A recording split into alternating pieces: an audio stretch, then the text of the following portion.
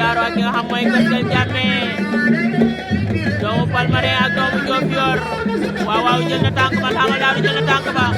nelaw na ja molli na ko dàq na ko oho dàq na ko war na ko ndombaat ñu xool waane na jël gudam waaw waaw waaw waaw waru leen doon na ci suuf ndeysaan waaw waaw nelaw na ja molli na ko dàq na ko oho dàq na ko war na ko ndombaat ñu xool waane na jël gudam waaw waaw waaw waaw waru leen doon na ci suuf ndeysaan waaw waaw waaw waaw